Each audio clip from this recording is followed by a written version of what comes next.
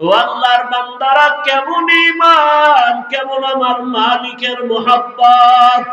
সন্তানের ছুরির নিচে রেডি আমার মাওলার হুকুমের জন্য।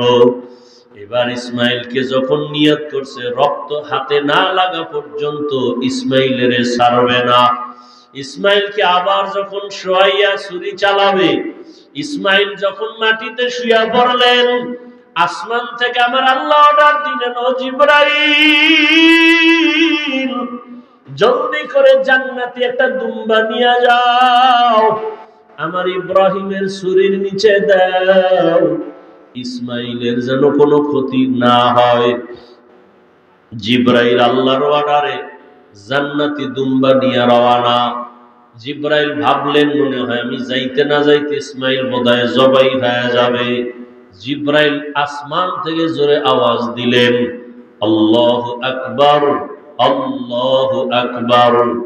এইভাবে আওয়াজ দেওয়া মাত্র ইব্রাহিম নবী আসমানে তাকাইয়াও তিনি আওয়াজ দিলেন, ইসমাইলও আওয়াজ দিলেন, লা ইলাহা ইল্লাল্লাহু আল্লাহু আকবার। ইব্রাহিম নবী আওয়াজ দিলেন, আল্লাহু আকবার, ওয়ালিল্লাহিল হামদ। আল্লাহর কাছে তাকবীর ও কিয়ামত পর্যন্ত নারী পুরুষ সবার জন্য আল্লাহ পাক স্মৃতি হিসাবে রাইখা দিলেন। 9 তারিখ জিলহজ মাস, ফজর থেকে চালাও, নারীরা পুরুষের এই তাকবীর পড়বা, আল্লাহু আকবার, আল্লাহু আকবার, লা ইলাহা ইল্লাল্লাহু আল্লাহু আকবার, ওয়ালিল্লাহিল হামদ। প্রত্যেক ফরজ নামাজের পরে একবার করিয়া নারীও একবার, পুরুষেও একবার। নারীরা আস্তে আওয়াজে, পুরুষেরা একটু জোরে আওয়াজ দিয়া পড়বে। 13 তারিখ পর্যন্ত আল্লাহ পাক এই পছন্দের আওয়াজকে জারি রাখলেন কিয়ামত পর্যন্ত। ইসমাইলের দুম্বা যখন জিবরাইল আসতেছে, ইব্রাহিম আম্মা জান আমারে না পায় জানি পাগলনির মতো হয়ে যায়। আব্বা জান, আমার আম্মার কাছে আমার সালাম পৌঁছাইয়া দিয়ে আমাকে তাড়াতাড়ি জবাই করে দেন, আর বাড়ি যাইয়া আমার আম্মারে আমার সালাম জানাইয়ে। আর আমার আম্মা যদি আমারে না পাইয়া চোখের পানি ছেড়ে কাঁদে, আপনি আমার আম্মার সাথে রাগ করবেন না, আমার আম্মারে বুঝায় বলবে, ইসমাইল সালাম দিছে, দুনিয়ায় সন্তান কতদিন থাকে, কিয়ামতের ময়দানে মোলাকাত হয়ে যাবে।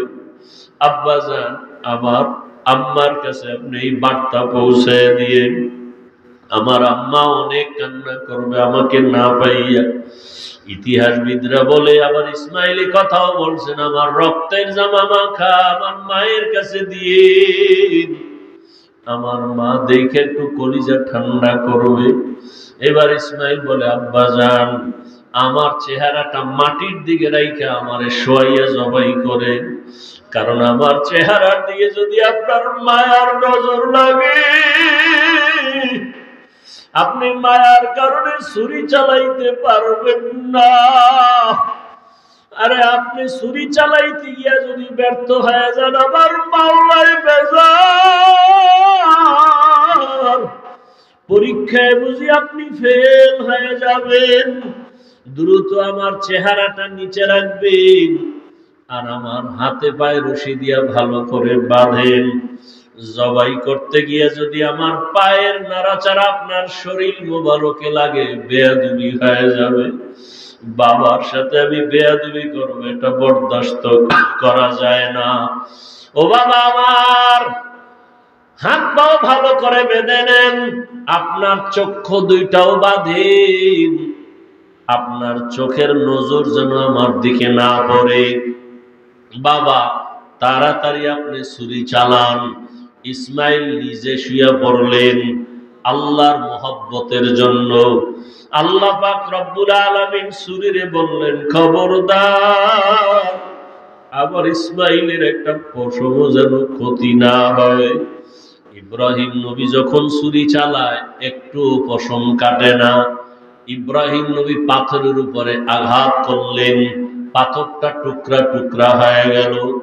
ইসমাইলের কয় বাবা আর একবার চেষ্টা করে আসু। আল্লাহ বুঝি আবার বেজার হয়ে গেলেন নাকি। এবার নিয়ত করছি রক্ত হাতে না লাগা পর্যন্ত ছুরি চালাইতেই থাকবো। সামনে কোরবানি, বরকতের মাস, জীবনটা হেলায় কাটায় দিলেন। আল্লাহর আদালতে কি নিয়ে দাঁড়াবেন? অথচ আল্লাহর প্রিয় গোলাম যারা আম্বিয়া কেরাম তাদের কত কঠিন পরীক্ষা দিয়ে দুনিয়ার জীবন কাটাইলেন। আমাদের নবীর কঠিন পরীক্ষা, দুনিয়াতে আসার আগে বাবা হারায় ফেললেন, 6 বছরে মা হারায় বড় অসহায় হয়ে গেলেন। একদিন আর 2 দিন না, যেই রহমতের নবী দোয়া করলে সাথে সাথে কবুল, ওই রহমতের নবী না খাইয়া পেটে পাথর বেঁধেছেন। 3 বছর পর্যন্ত রহমতের নবীকে গৃহবন্দী করে রাখছে, পানি দেয় না, খানা দেয় না।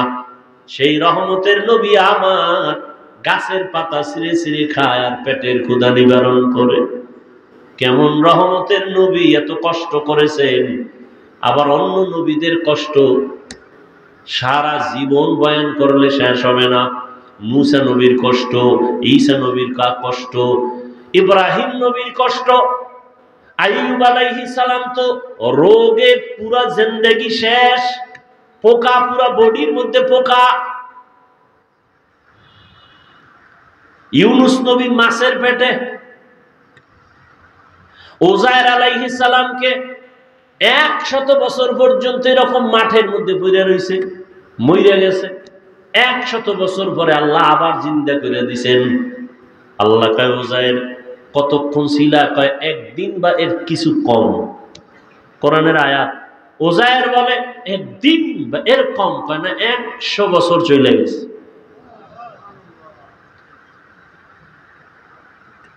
আমাদের সেই তুলনায় তো কিচ্ছুই হয় না। এখনো দিব্যি আরামে আছি, খাইলই ঘুমাই।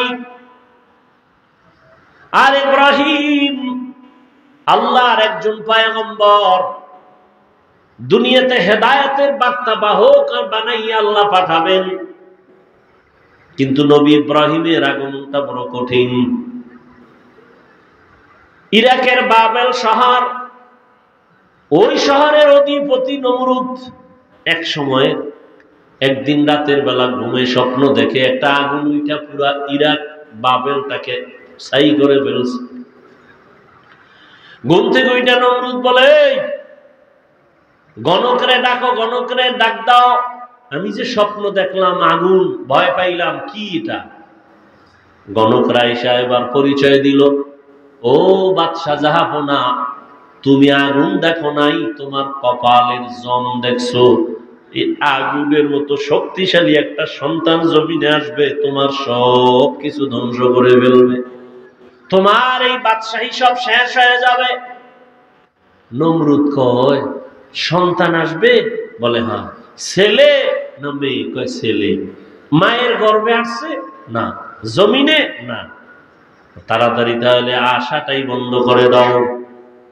নমরুদ রেড অ্যালার্ট দিয়ে দিল, স্বামী আর স্ত্রী এক জায়গায় ঘুমাতে পারবে না, ছেলে সন্তান জমিনে এখন আসা বন্ধ। এটাকে বলে বার্থ কন্ট্রোল, জন্ম নিয়ন্ত্রণ। পৃথিবীর ইতিহাসে জন্ম নিয়ন্ত্রণের প্রথম প্রবর্তক নমরুদ, আর এর ডাইরেক্টর বানায় দিল নমরুদ ইব্রাহিম নবীর বাবা আজরকে। আল্লাহ তাআলা চাইলেন ইব্রাহিম আসবে, তোর সব জুলুম বন্ধ করাবো। এবং কোথায় আসবে? যারা ডাইরেক্টর বানাইছো তার ঘরে আসবে। তুই বাধা দিয়ে পারবি না, কারণ আমার আল্লাহর সাথে যারা পাল্লা দেয় কেউ কোনোদিন আগাইতে পারছে? কথা বলেন, কেউ পারে নাই। এরে নবীর উম্মতের দল, এই যে 10 বছর আগে, শিক্ষিত যারা বুঝেন তারা বলেন 10 বছর আগে বাংলাদেশের মানুষের যেই সংখ্যা ছিল এখন কি পরিমাণ কমছে না বাড়ছে? তাহলে জন্ম নিয়ন্ত্রণের ট্যাবলেট গুলো গেল কই? কোথায় গেল? স্লোগান রাস্তার মোড়ে মোড়ে ব্যানার লাগায়, ছেলে হোক মেয়ে হোক দুটোর বেশি নয়, একটা হলে ভালো হয়। আমি বলি আবার লেখ না হইলে আরো ভালো তোদের জন্য। এরা জন্ম নিয়ন্ত্রণের বড়ি খায় কেন? আর এটি বানাইলো কেরা?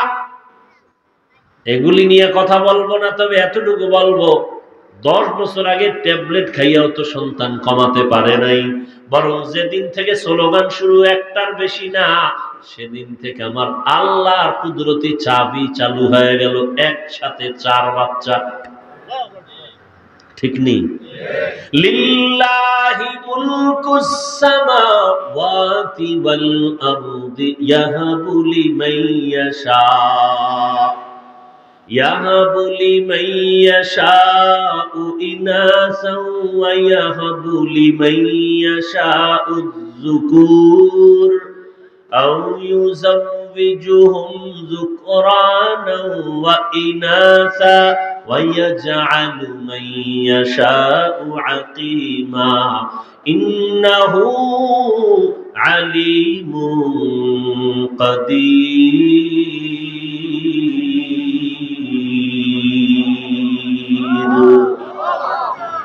আল্লাহ তাআলা বলেন, আসমান জমিনের ক্ষমতা আমার, আমি চাইলে কাউকে ছেলে দেই, কাউকে মেয়ে দেই, কাউকে দুটোটা দেই, কাউকে কোনোটাই দেই না। ক্ষমতা কার? আল্লাহ যাকে সন্তান দিবেন কেউ ফিরাতে পারবে না, যাকে দিবেন না কেউ আনতেও পারবে না। ইব্রাহিম দুনিয়াতে আসবে, আল্লাহর সিদ্ধান্ত। আজরের ডাইরেক্টরের ঘরে ইব্রাহিম চলে আসলেন। ইব্রাহিম আস্তে আস্তে বড় হলেন। আমি সংক্ষেপে শেষ করতেছি, ছেড়ে ছেড়ে যাচ্ছি। ইব্রাহিম বড় হইয়া আল্লাহকে চিনেন না, সবাই দেখে মূর্তি পূজা করে, মূর্তিরে সেজদা দেয়, বাবাও দেয়, এদেশের ক্ষমতার রাষ্ট্রে যারা তারাও দেয়। এখন ইব্রাহিম আল্লাহর পরিচয় একা একা নিলেন। আল্লাহ তাআলার কুদরত দেখে আসমানের দিকে তাকায়া আল্লাহর পরিচয় নেয়, জমিনের দিকে তাকাইয়া পরিচয় নেয়, সূর্যের দিকে তাকায় আল্লাহর পরিচয় নেয়।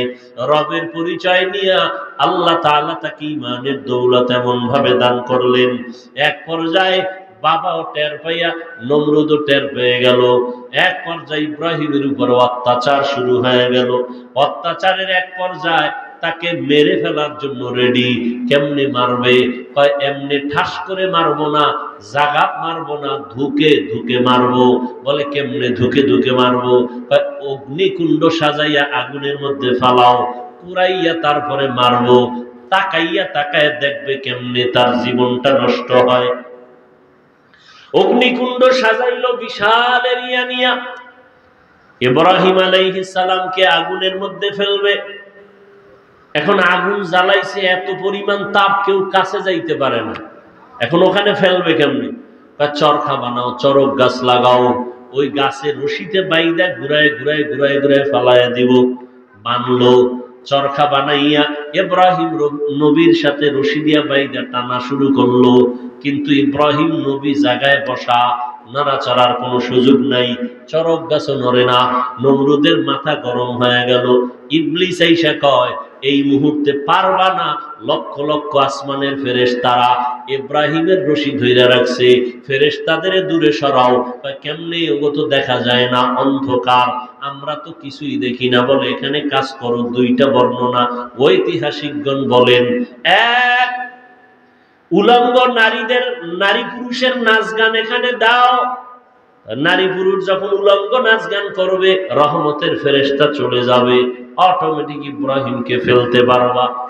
এই একটা। আর একটা বর্ণনা, এই মুহূর্তে ইব্রাহিমকে উলঙ্গ করো, যদি উলঙ্গ করতে পারো রহমতের ফেরেশতা ভেঙে যাবে, আগুনে ফেলবা। ইব্রাহিমকে উলঙ্গ করবে কে? কেউ সাহস করে না। বাবা আজরকে আমি করবো, আসো। ইব্রাহিমের এক পর্যায়ে যখন উলঙ্গ করার জন্য বাবার সামনে দাঁড়াইয়া ইব্রাহিমকে বলে, তোমাকে উলঙ্গ করব।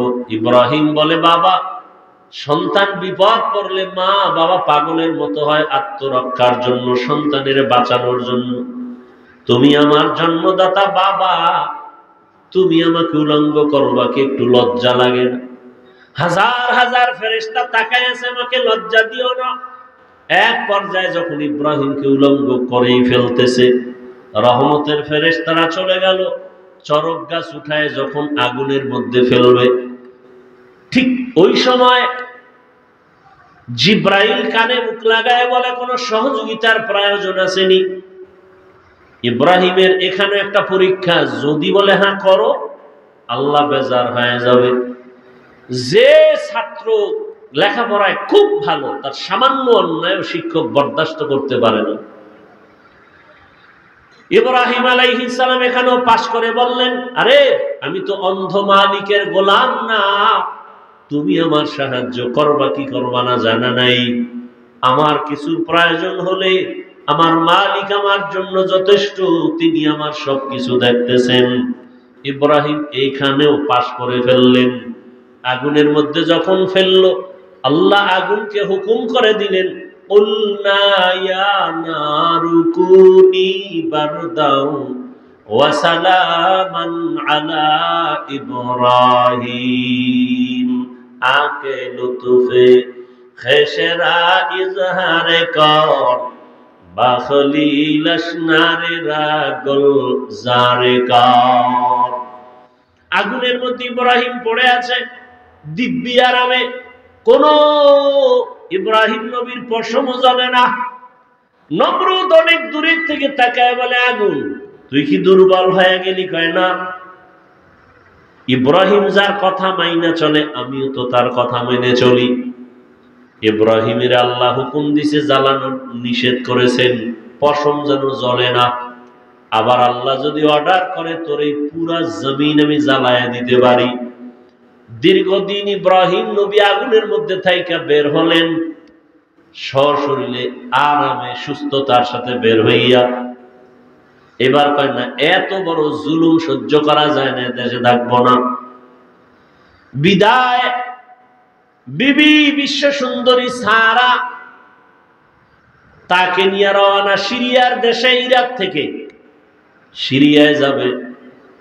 সাথে একজন তার ভাতিজা লূত আলাইহিস সালাম তার সঙ্গে আছেন। আল্লাহর পদে পদে বান্দার উপরে পরীক্ষা।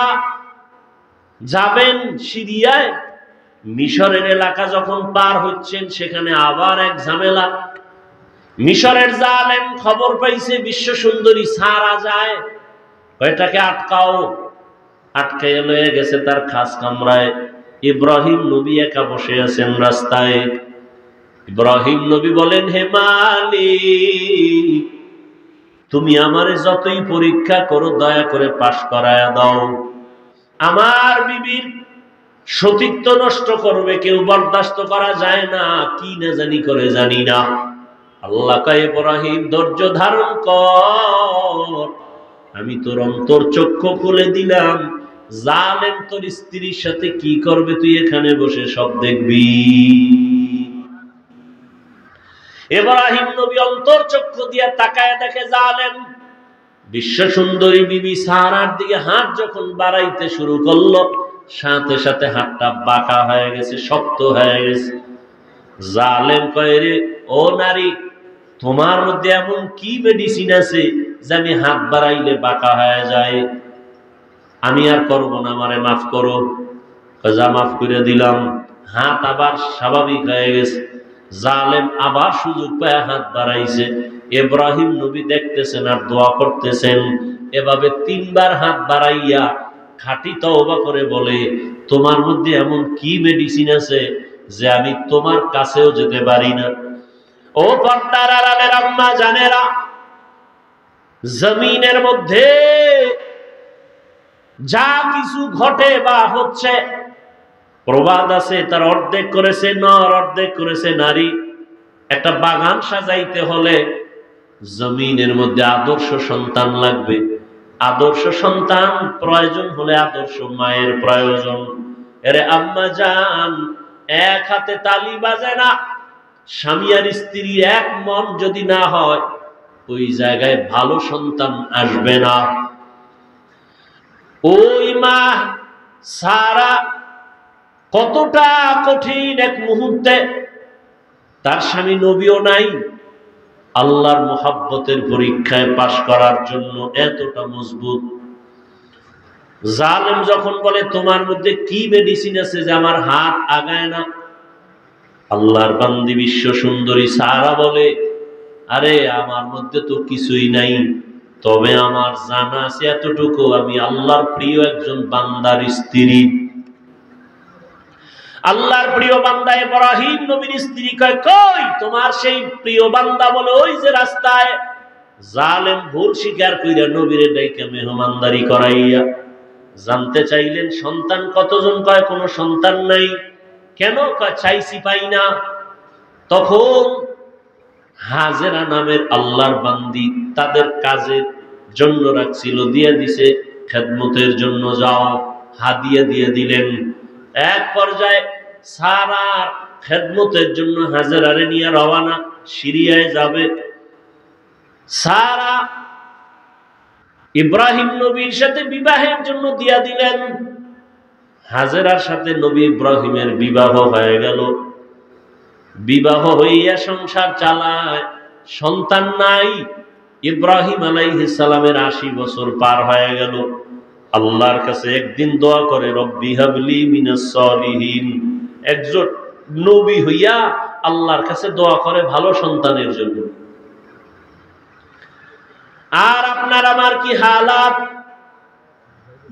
সন্তান চাইলে হবে না, আল্লাহর কাছে ভালো সন্তানের কামনা করতে হবে। ও আল্লাহ একটা নেককার সন্তান দাও।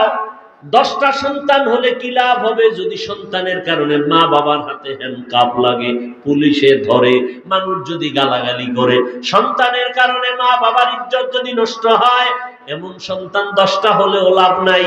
আর একটা সন্তানের দ্বারা মা বাবার সম্মান যদি বেড়ে যায়, এমন এক সন্তানও যথেষ্ট। দোয়া করলেন, আল্লাহ পাক বললেন সুসংবাদ দিলেন অপেক্ষায় থাকো, একটা ভালো সন্তান দিচ্ছি। ফাবাশশারনাহু বিগুলামিন হালিম। ৮০ বছরের উপরে বয়সে সন্তান আল্লাহ দান করলেন, নাম রাখলেন ইসমাঈল। দুনিয়াতে আসছেন অত্যন্ত সুন্দর, সুদর্শন, দেখলে কলিজা ঠান্ডা। আবার বুড়ো বয়সে সন্তান পাইছে, কত মায়া। আল্লাহ পাকের পরীক্ষা আবার শুরু হয়ে গেল। সন্তানের মায়ার কারণে আমি মাওলার মোহাব্বতের মাঝে না জানি দেওয়াল হয়ে যায়, পর্দা পড়ে যায়।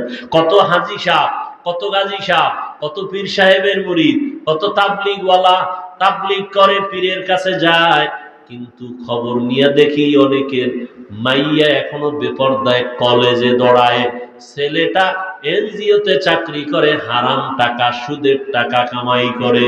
এরকম বহু টুপিওয়ালায় জমিনে আছে না নাই? সন্তানের মোহাব্বতে আল্লাহর মোহাব্বত ভাটা করে গেছে। আর আল্লাহ সাহায্য করবে এত সোজা।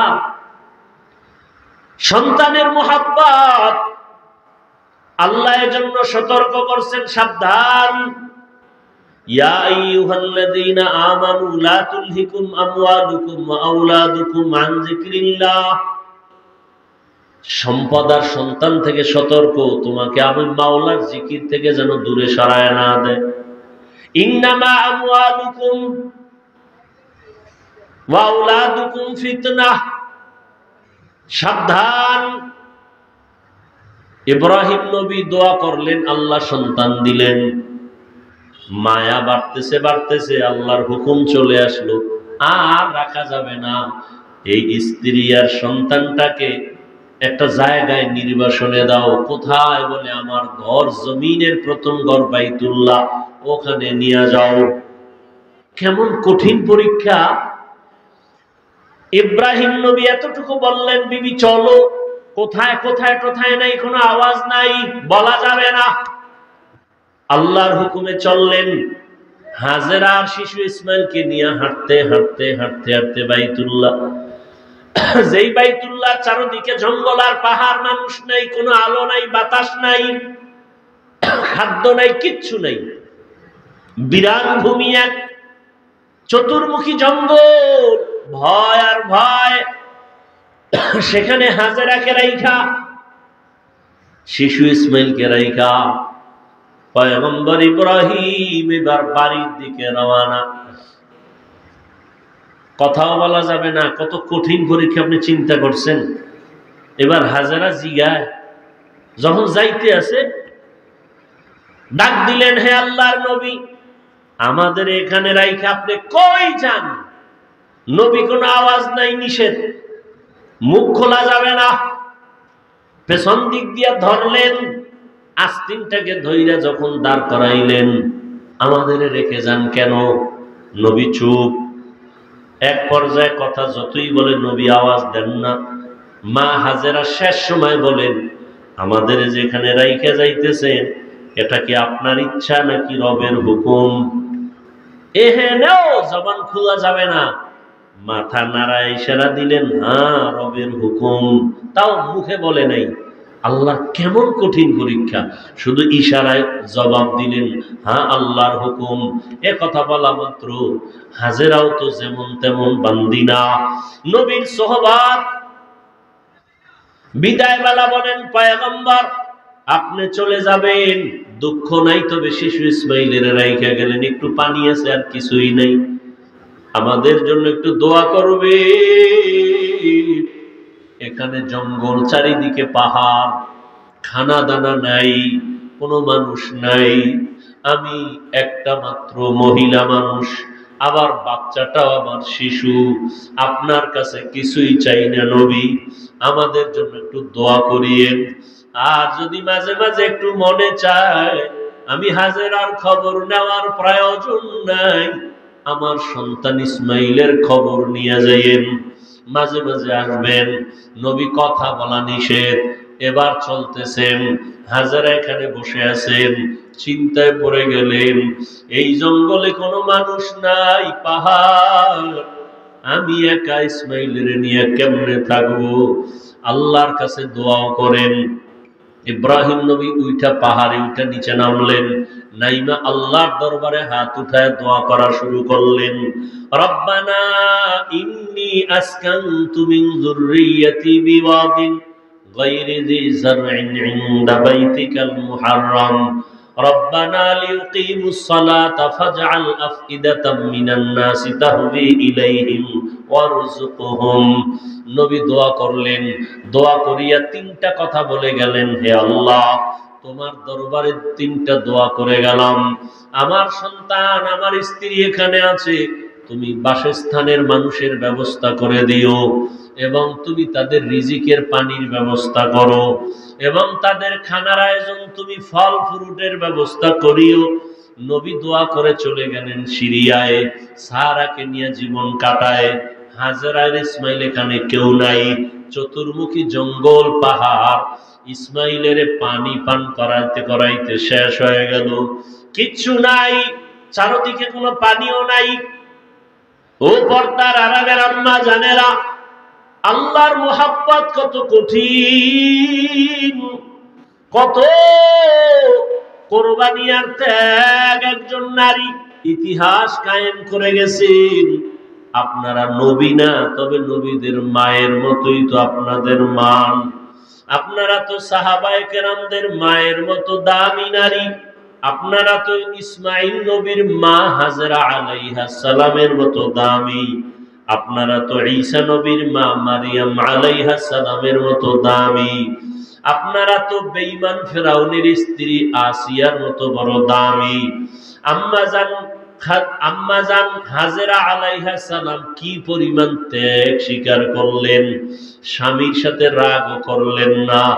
যখন জানতে পারলেন আমার আল্লাহর হুকুম, তখন আর কোনো আওয়াজ দিলেন না, বরং চোখের পানি ফেলে বললেন, ও স্বামী, আল্লাহর দরবারে দোয়া করবেন। ইব্রাহিম নবী তো দোয়া করে চলে গেলেন, এখন ইসমাইলের বাচ্চা মানুষ কান্না ক্ষুধা, মা হাজেরার দুগ্ধ নাই, এক পর্যায়ে পানিও শেষ হয়ে গেল, নিজেও খানা পান না, বাচ্চারও খানা দিতে পারে না, এমন কঠিন হালাত। বাচ্চা ক্ষুধা তৃষ্ণায় কান্নার আওয়াজ। এক পর্যায়ে মা হাজেরা মাঝে মাঝে নিজের জিহ্বাটা ইসমাইলের মুখের মধ্যে দিয়ে দেয়, দেখে জিহ্বার লালাও নাই। মায়ের চোখে পানি, কোথায় যাবে? জঙ্গলের ভেতরে। আল্লাহর কাছে বলে, আল্লাহ রাস্তা খুলে দেন, ইসমাইল ও বাচ্চা শুয়ে শুয়ে কান্না করে। মা হাজেরা হঠাৎ সফা পাহাড়ে তাকাইলেন, একটু দূরে দেখে 10টার সময় সূর্যের আলো পানি পানি মনে হয়। মা হাজেরা একটা দৌড় দিলেন, দৌড়াইয়া পাহাড়ে উঠে দেখে বালু, সূর্যের আলোতে চিকচিক করে, আসলে পানি না। ওখানে গিয়ে আবার তাকাইলেন মারোয়া পাহাড়ে, মারোয়ায় তাকায় দেখে আবার পানির মতো দেখা যায়, আবার দৌড় দিলেন, গিয়া দেখে বালু, সূর্যের আলো পেয়ে চিকচিক করে, পানি না। আম্মা জান হাজেরা আল্লাহর মোহাব্বতে, বাচ্চার ক্ষুধা তৃষ্ণায় এভাবে কয়েকটা দৌড় দিছেন ওই পাহাড় থেকে এই পাহাড়ে। আল্লাহর কাছে মা হাজেরার দৌড় এত ভালো লাগছে, জিব্রাইলের কয়, জিব্রাইল সাক্ষী থাক, কিয়ামত পর্যন্ত আমার হাজেরার স্মৃতিটা আমি কায়েম রাখতে চাই। দুনিয়ার জমিনে যারা আমার ঘর জিয়ারত করতে আসবে, বাইতুল্লাহ জিয়ারত করতে আসার পর আমার হাজেরা যেই পাহাড়ে দৌড় মারছে, ওই জায়গায় গিয়া যদি আমার হাজি দৌড় না দেয়, আমি কোন হাজির হজ কবুল করব না। নবীজি বাইতুল্লাহ তাওয়াফ কইরা এর পেছনে সফা মারোয়ার সাই করা লাগে, 7টা দৌড় দেওয়া লাগে। এখান থেকে শুরু করে আবার ওই পাহাড়ে 1, ঘুরে আসবে 2, ঘুরে যাবে 3, আবার আসবে 4, আবার যাবে 5, আবার আসবে 6, আবার যাবে 7। অনেক কষ্ট, অনেক কষ্ট। নবীজিও জীবনের শেষ হজ সফা মারোয়ায় সাই করতে গিয়া আক্ষেপ কইরা কয়, আম্মা জান যদি দৌড় না দিতে আমার তো এই দৌড়ানটা লাগতো না, অনেক কষ্ট লাগতেছে।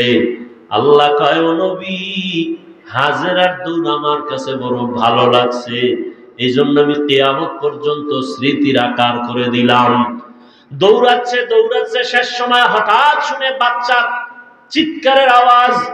মা হাজেরা তাকায় দেখি ইসমাইল এত জোরে চিৎকার দিল কেন, স্বাভাবিক কান্নার থেকে আরো জোরে চিৎকার। মা হাজেরা দৌড়ে গিয়ে দেখে ইসমাইলের পানি, পায়ের নিচ দিয়া পানির ফোয়ারা, এত পরিমাণ পানি উঠতেছে।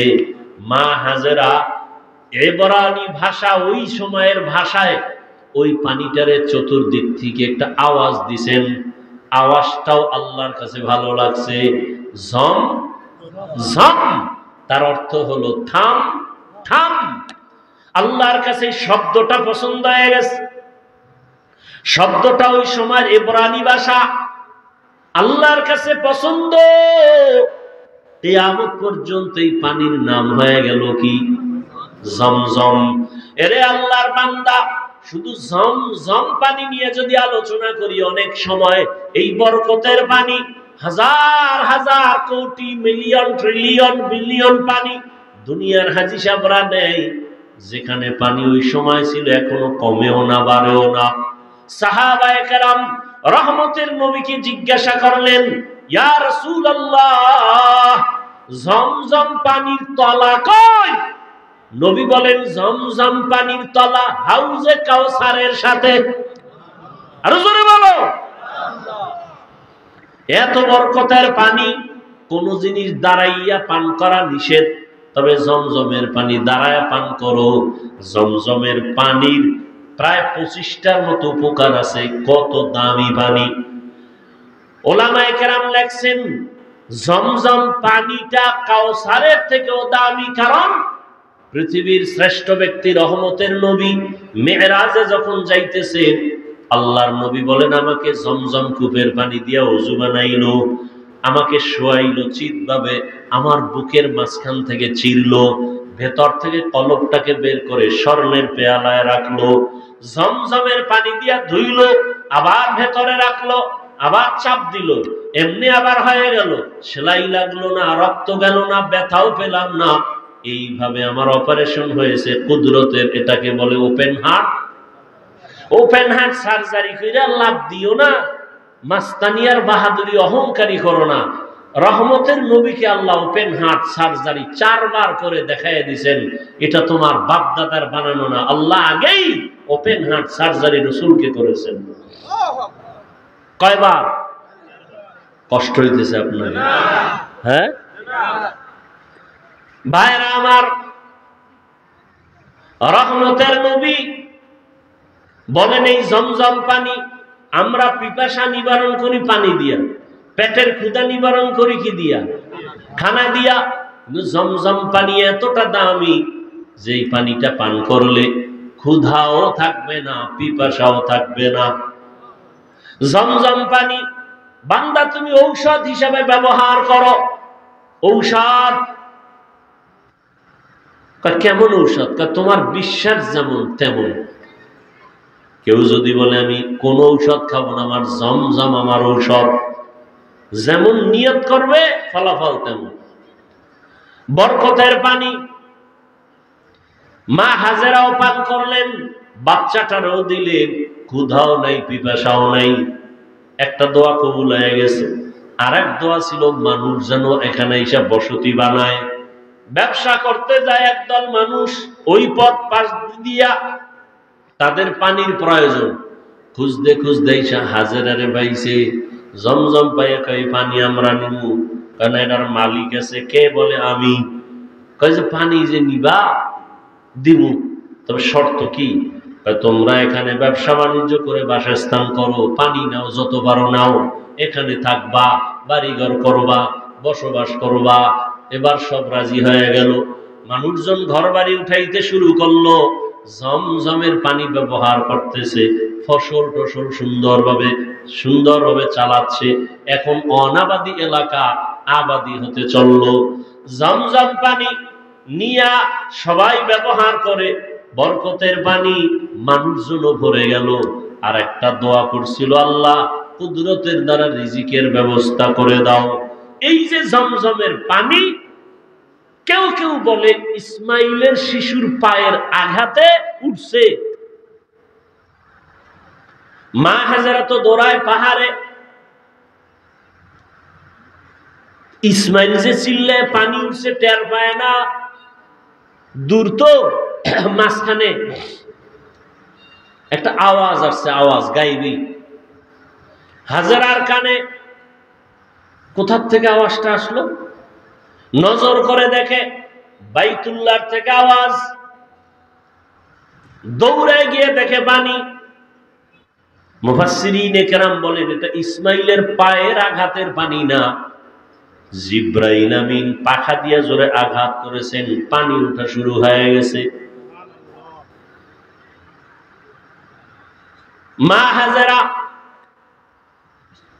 এখন মোটামুটি ভালো অবস্থান, বাবার তো খবরই নেই। এবার রিজিক চাইছেন, ফল। জিব্রাইল আমিনের মাধ্যমে আল্লাহ একটা বিশাল বড় ফলের বাগান তায়েফের ময়দানে নিয়ে আল্লাহ ব্যবস্থা করে দিলেন। 12 মাস তায়েফের ময়দানের ফল, 12 মাস। সেই ইসমাইলের সময়ের বাগান, ওই সময়ের থেকে ফল শুরু হয়ে গেল। রিজিকের ব্যবস্থাও হলো, ফলের আয়োজন হলো। মা হাজেরা ইসমাইলকে বড় বানাইতে বানাইতে যখন বয়স হলো, কিতাবে আসছে 13 বছর। কত? এতদিন আমরা বলতাম, এর মধ্যে বিভিন্ন মত আছে, কেউ বলছেন আরো কম, তবে 13টাই প্রসিদ্ধ। 13 বছর যখন হলো, বাবার সাথে সন্তানের কোনো কানেকশন নাই, মনের ভেতরে তামান্না মোহাব্বতের আগুন জ্বলে। হঠাৎ জিলহজ মাস শুরু হয়ে গেল, বড় দামি মাস। ওয়াল ফাজরি ওয়া লায়ালিন আশর ওয়াশ শাফঈ ওয়াল ওয়াতর, বড় দামি মাস। আল্লাহ কসম করে বলছেন এই 10 রাতের বড় দাম। এই দেব মোনাজাতটা দিয়ে দেব।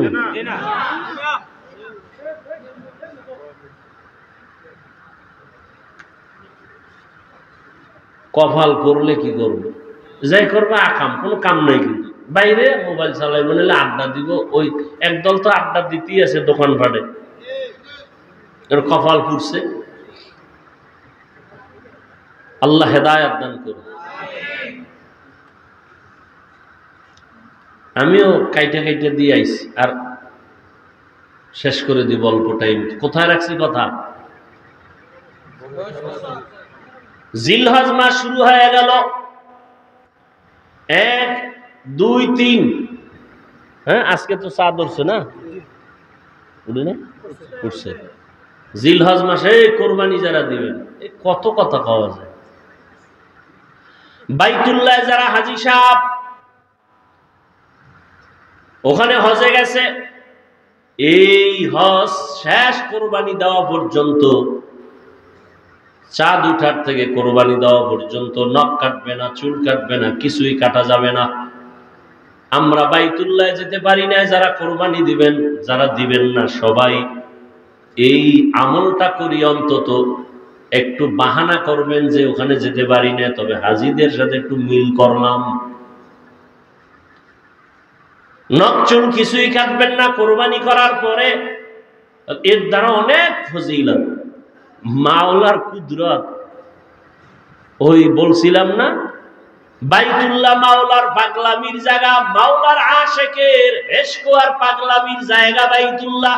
দেখেন না, এই যে গোসল করবে হাজিরা, সাবান লাগানো যাবে না, তেল লাগানো যাবে না, যত ময়লা সয়লা নিয়ে এলোমেলো থাকো ততই আল্লাহর কাছে ভালো। পাগল সাজো, পাগল বুঝে না একদল, ওটির তার মার আরো ছিঁড়ে গেছে, ছিঁড়া যাইয়া এবার আমার পিছে লাগছে। আমি মক্কার হাজিদের পাগল কইছি, ওরে এইটা হই না, আর একদল আরো ডবল পাগল হয়ে গেছে। হাফিজুর রহমান পাগল কইল কেন? তো তুই ডবল পাগল হইলি কেন? দুনিয়ার সব মানুষই তো পাগল, এখন কি যাবি? এখন যাইব কি? এতদিন বলছি মক্কার হাজিরা মাওলার পাগল, রাস্তার ল্যাংটা পাগল না। আজ বললাম দুনিয়ার সবটি পাগল, একটা মানুষ নেই পাগল ছাড়া। কেউ চেয়ারের পাগল, কেউ ক্ষমতার পাগল, কেউ নারীর পাগল, কেউ গাড়ির পাগল, কেউ সম্মানের পাগল, কেউ সৌন্দর্যের পাগল। একটা মানুষ পাগল ছাড়া আছে? সব পাগল। নামাজ নাই, রোজা নাই, যারা ক্ষমতার পাগল, আর ঘুমের ভিতরে ক্ষমতা, নামাজে দাঁড়াইলেও ক্ষমতা। যারা নারীর পাগল, 24টা ঘন্টা নারী নিয়ে জিকির আর ফিকির। আর যারা আমার মাওলার পাগল, এরা 24 ঘন্টা শুধু আমার মাওলাকে নিয়ে জিকির আর ফিকির চলে। ইয়া এলাই মুঝসে মুঝকো দূর কর, তাকে দেখো মুঝমে তুঝকো এক নজর। ভাইরা আমার, জিলহজ মাসের 8 তারিখ রাতের বেলা ইব্রাহিম নবী স্বপ্ন দেখতেছেন, আমার রাস্তায় কোরবানি করো। ইব্রাহিম নবী, নবীদের স্বপ্ন ওহী। নবী স্বপ্ন দেখে সকালবেলা উঠে চিন্তায় পড়ে গেলেন, কি দেখলাম? স্বপ্ন তো কয়েক ধরনের, এক স্বপ্ন রহমানি, আর এক স্বপ্ন শয়তানি, আর এক স্বপ্ন নফসানি। শয়তানের পক্ষ থেকে স্বপ্ন, আর নিজের ধ্যান খেয়ালের দ্বারা স্বপ্ন, আর একটা রবের পক্ষ থেকে স্বপ্ন। নবী চিন্তায় পড়ে গেলেন, কি ওহী নাকি কোন শয়তানের পক্ষ থেকে দেখলাম? বুঝতে পারলেন না। এজন্য এই দিনটাকে বলে ইয়াউমে তারবিয়াহ। ইয়াউমুত তারবিয়াহ, সন্দেহের দিন। পরের দিন আবার একই স্বপ্ন। ওদিন স্বপ্ন দেখে বুঝতে পারলেন যেটা না রবের পক্ষ থেকে আমার প্রতি আদেশ হুকুম আসছে। স্বপ্ন দেখা ফাইনাল হয়ে গেলেন, আল্লাহর রাস্তায় কোরবানি করতেই হবে। এবার দ্বিতীয় রাত্রে স্বপ্ন দেখে ফাইনাল সিদ্ধান্ত নিয়ে নিলেন, উট কোরবানি দিলেন, আগের দিনও দিলেন। এই দিনটা যেহেতু নিশ্চিত হয়ে গেলেন, আল্লাহর পক্ষ থেকে পরিচয়, সিদ্ধান্ত যেন আল্লাহর পক্ষ থেকে এই স্বপ্ন। এজন্য এই দিনটাকে বলে ইয়াউমে আরাফা, 9 জিলহজ। এই দিনের রোজার অনেক দাম। খালি বয়ান, এই বিষয় আলোচনা করলে কত লাইন। আরাফার রাত দিনের রোজা বড় দামি রোজা। এই মাসের প্রথম থেকেই রোজা বড় দামি, আমল বড় দামি। আল্লাহ কসম খাইছেন, ওয়াল ফাজরি ওয়ালায়ালিন আশ, 10 রাতের কসম, ফজরের কসম, আরাফার দিনের ফজর কেউ বলছেন, বা হজের দিনের কসম। আল্লাহ পাক রব্বুল আলামিন ইব্রাহিমকে স্বপ্ন দেখাইলেন তৃতীয় রাত্র 10 তারিখ। ইব্রাহিম নবী স্বপ্ন দেখছেন, তখন তিনি জবে করা শুরু করলেন 10 তারিখে ইয়াউমুন নাহার। ইব্রাহিম নবী ফাইনাল যে আল্লাহ পাক আমার উট চায় না, আমার অন্তরের আসল জিনিস চায়। আমার এই জীবনে আসল তো ইসমাইল ছাড়া কেউ না। 13 বছর বয়স হয়ে গেল, এখন বুঝি আমার পরীক্ষা, আমার সন্তানের জবাই করার হুকুম আসছে। চিন্তা করেন, সন্তান জবাই করা কত বড় কঠিন। রেডি হয়ে গেলেন, কোনো প্রশ্ন নাই। সুরিয়া রশি নিয়ে রওয়ানা। যাইতে যাইতে মক্কা নগরীতে হাজির। যে এলাকা দেখছিলেন জঙ্গল, এখন দেখে মানুষের অভাব নাই, বাচ্চারা খেলাধুলা করে। এত বাড়িঘর, হাজেরার ঘর কই, ইসমাইলের ঘর কই, খবর নাই। একটা বাচ্চারে ডাইকা এখানে ইসমাইল নবীর কেউ আসেনি। ভাইবা ভাইবা ভাইবা কিছুক্ষণ পরে বলে আসে। কই ওদের ঘর আসেনি? কয় এলাকার শেষ মাথায় ছোট একটা ঘরের মধ্যে থাকে মা আর সন্তান। ওরা জানেন ইব্রাহিমকে। নবী হাঁটতে হাঁটতে গেলেন, গিয়া দেখে ইসমাইল সামনে খেলতেছেন। নবী তো দেখাই কলিজা সিরিয়া গেছে, ডাক দিয়া হাত বাড়ায় দিছে দরজার সামনে, বাবা আয়। ইসমাইল একটা দৌড় দিয়া মায়ের কাছে গেছে, চিনে না। মা হাজেরাকে নবী সালাম দিলেন, কান্না। দীর্ঘ বছর কোন সম্পর্ক নাই, কত কষ্ট করে করে আমি জীবন কাটাইছি। ইসমাইলের কয়, চিনো নারী বাবা, যাও তোমারই নেই। বাবা ইব্রাহিম নবী যায় না। এক পর্যায়ে যখন কান্নার অবস্থা, ইব্রাহিম নবী চিন্তা করলেন, মায়ায় যদি পইরা যাই না জানি আল্লাহর পরীক্ষায় ফেল করি।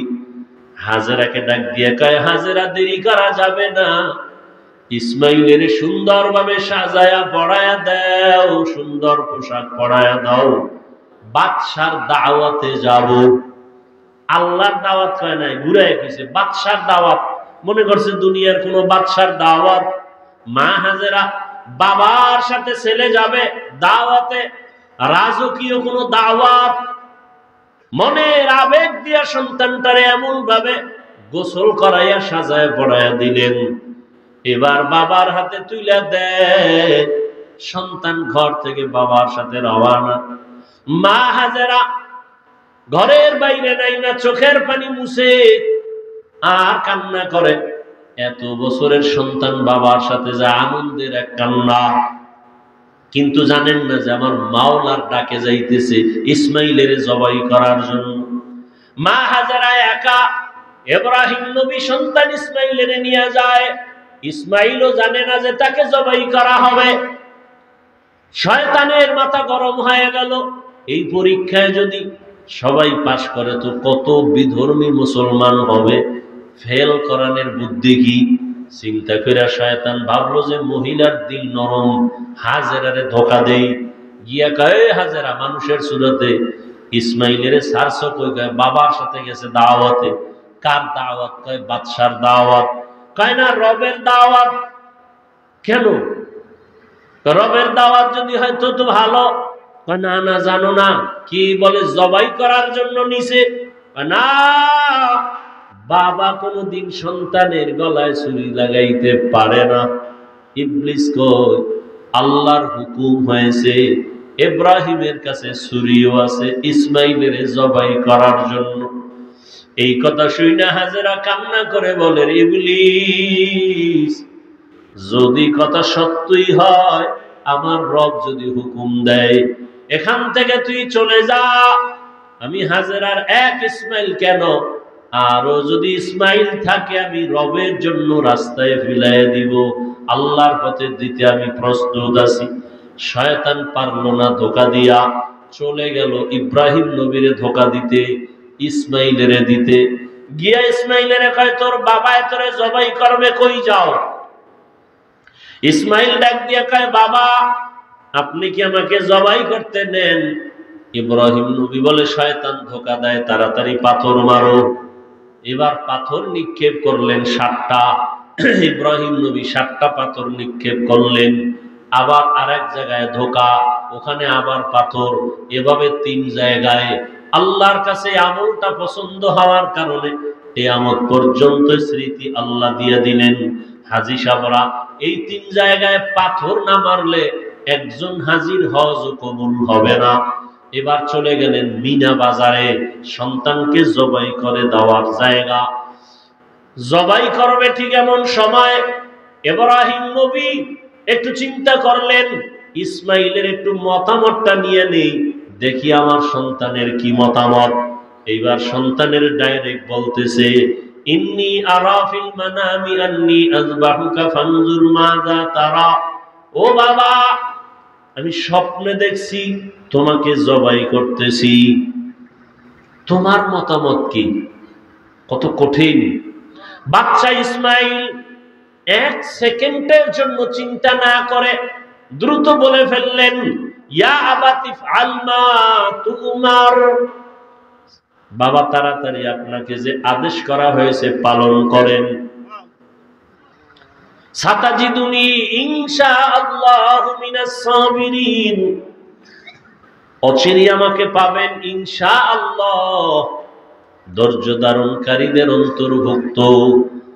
এরে আল্লাহর বান্দা, এখানে অনেক কথা ইব্রাহিম নবীকে আল্লাহ পাক স্বপ্নে দেখাইলেন কেন, ডাইরেক্ট বললেন না কেন? আবার ইসমাইলকে জিজ্ঞাসা করলেন কেন? আল্লাহর হুকুমের বেলায় জিজ্ঞাসা করলেন কেন? এখানে তো জিজ্ঞাসা করার কোনো যুক্তিকতা নাই, আল্লাহ অর্ডার করছে পালন করো। আবার ইসমাইল স্বপ্নের কথাটাকে এত গ্যারান্টি দিল কেন? অনেক কথা এখানে। ইসমাইল নবী বললেন, আব্বা জান, আমাকে দ্রুত আপনি যা দেখছেন হুকুম পালন করেন। বাবা বলছে, আমি স্বপ্নে দেখছি জবাই করতে। ইসমাইল বলে, আপনাকে যে হুকুম দেওয়া হয়েছে তা পালন করেন। দেখছে স্বপ্ন, কিসের হুকুম? 13 বছরের সন্তান। অনেক কথা এখানে, হিকমত, এগুলোর জবাব এখন দেওয়ার সময় নেই। ইসমাইল বইলেই চোখের পানি ছেড়ে দিয়েছেন। ঐতিহাসিকগণ লিখেন, ইসমাইল বলে, বাবা জান, যদি আমাকে এই কথাটা বাড়িতে বসে বলতেন, আমি আমার দুঃখিনী মায়ের থেকে একটু বিদায় সালাম দিয়া আসতাম। আমার মা কত কষ্ট করে আমাকে বড় বানাইছে, মানুষ ছিল না, জঙ্গল পাহাড়, পানিও নাই, খানা নাই। আম্মা জানের থেকে আসছি, সালাম দিতে পারলাম না। আম্মা জান আমারে না পায় জানি পাগলনির মতো হয়ে যায়। আব্বা জান, আমার আম্মার কাছে আমার সালাম পৌঁছাইয়া দিয়ে আমাকে তাড়াতাড়ি জবাই করে দেন, আর বাড়ি যাইয়া আমার আম্মারে আমার সালাম জানাইয়ে। আর আমার আম্মা যদি আমারে না পাইয়া চোখের পানি ছেড়ে কাঁদে, আপনি আমার আম্মার সাথে রাগ করবেন না। আমার আম্মারে বুঝায় বলবে, ইসমাইল সালাম দিছে, দুনিয়ায় সন্তান কতদিন থাকে, কিয়ামতের ময়দানে মোলাকাত হয়ে যাবে। আব্বা জান, আমার আম্মার কাছে আপনি এই বার্তা পৌঁছে দিয়ে, আমার আম্মা অনেক কান্না করবে আমাকে না পাইয়া। ইতিহাসবিদরা বলে, আবার ইসমাইলি কথাও বলছেন, আমার রক্তের জামা মাখা আমার মায়ের কাছে দিয়ে, আমার মা দেখে একটু কলিজা ঠান্ডা করবে। এবার ইসমাইল বলে, আব্বা জান, আমার চেহারাটা মাটির দিকে রাইখা আমারে শোয়াইয়া জবাই করে, কারণ আমার চেহারার দিকে যদি আপনার মায়ার নজর লাগে, আপনি মায়ার কারণে ছুরি চালাইতে পারবেন না। আরে আপনি ছুরি চালাইতে গিয়া যদি ব্যর্থ হয়ে যান, আমার মাওলাই বেজার, পরীক্ষায় বুঝি আপনি ফেল হয়ে যাবেন। দ্রুত আমার চেহারাটা নিচে রাখবেন, আর আমার হাতে পায়ে রশি দিয়া ভালো করে বাঁধেন। জবাই করতে গিয়ে যদি আমার পায়ের নাড়াচাড়া আপনার শরীর মোবারকে লাগে, বেয়াদবি হয়ে যাবে। বাবার সাথে আমি বেয়াদবি করবো, এটা বরদাস্ত করা যায় না। ও বাবা আমার, হাত পাও ভালো করে বেঁধে নেন, আপনার চক্ষু দুইটাও বাঁধেন। আপনার চোখের নজর যেন আমার দিকে না পড়ে। বাবা তাড়াতাড়ি আপনি ছুরি চালান। ইসমাইল নিজে শুয়ে পড়লেন আল্লাহর মহব্বতের জন্য।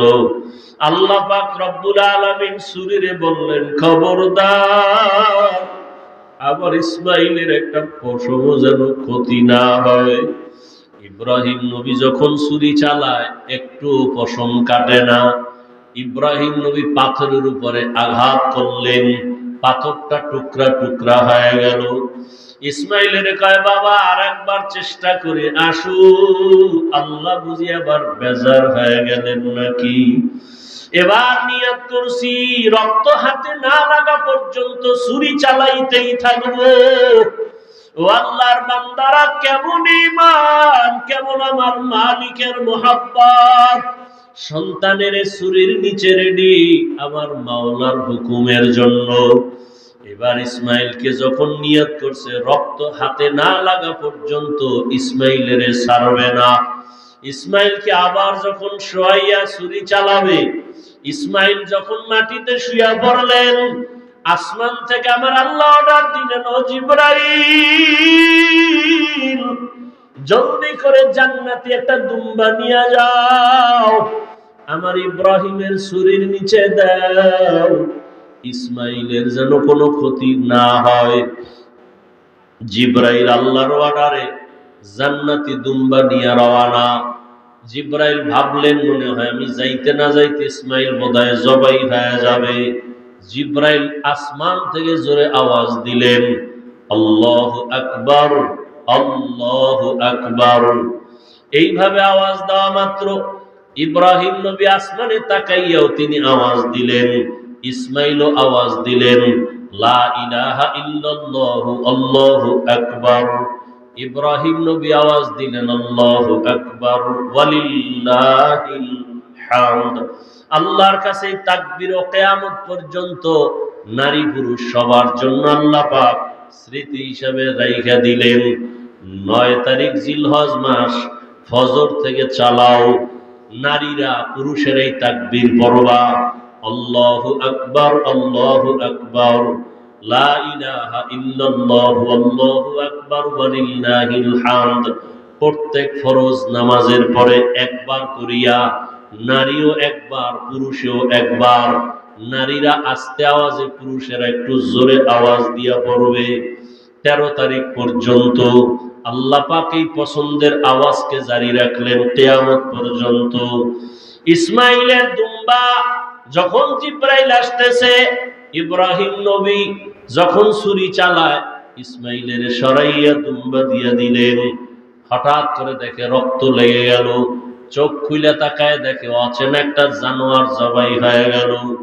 আল্লাহর পক্ষ থেকে আওয়াজ আসতেছে, আল্লাহ বলেন, ওয়ানাদাইনাহু আইয়া ইব্রাহিম কদ সাদ্দাক্তার রুইয়া ইন্না কাযালিকা নাজজিল মুহসিনিন। ও ইব্রাহিম, তোমার পক্ষ থেকে আমার যা চাওয়া তা হয়ে গেছে। আমি সন্তানের জবাই চাই নাই, আমি চাইছি তোমার কলিজার মোহাব্বত। আমি দেখতে চাইছি তোমার অন্তরে আমি মাওলার মোহাব্বত বেশি নাকি সন্তানের মোহাব্বত বেশি। জবাই চাই না, যাও তাড়াতাড়ি হাজেরার কাছে চলিয়া যাও। ইসমাইলের জন্য মা হাজেরা কান্না করে, ও ইব্রাহিম সন্তানকে মায়ের কোলে ফিরাইয়া দাও। আর বলে আসো বাদশার দাওয়াতে যাই, বিদায় বেলা বাদশার থেকে একটু হাদিয়াও তো দরকার।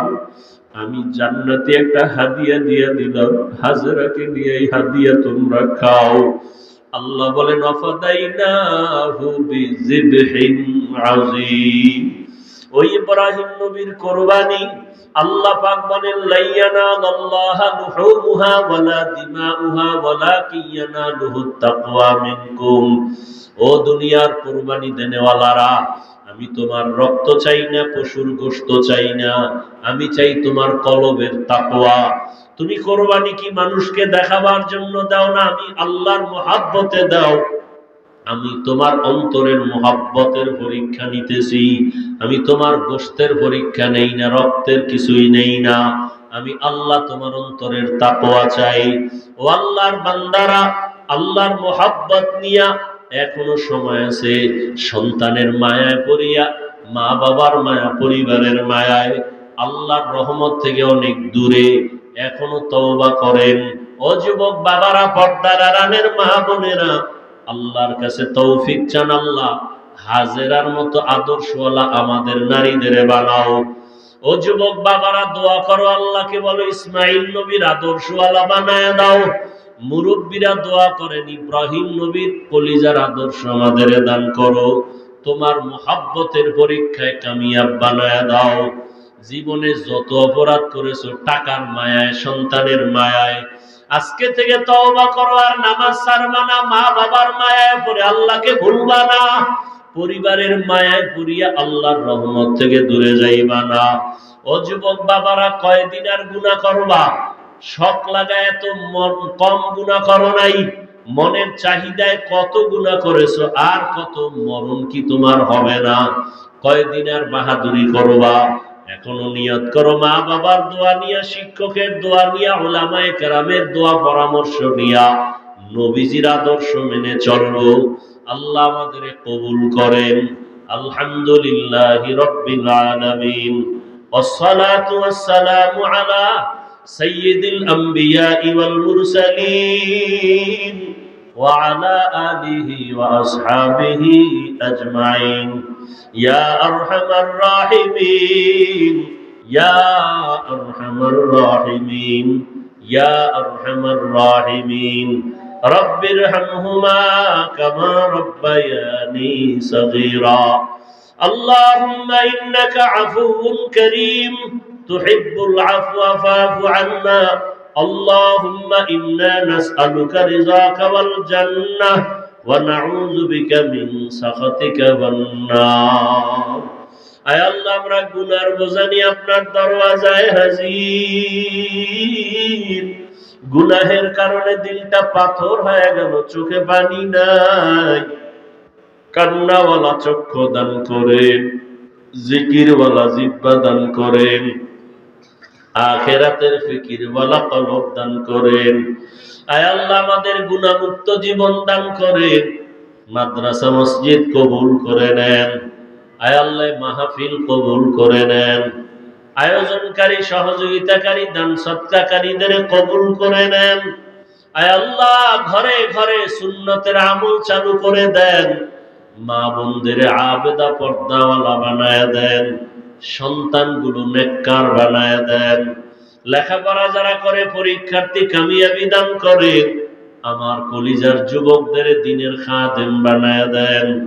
মোবাইলের গুনাহের থেকে হেফাজত করেন।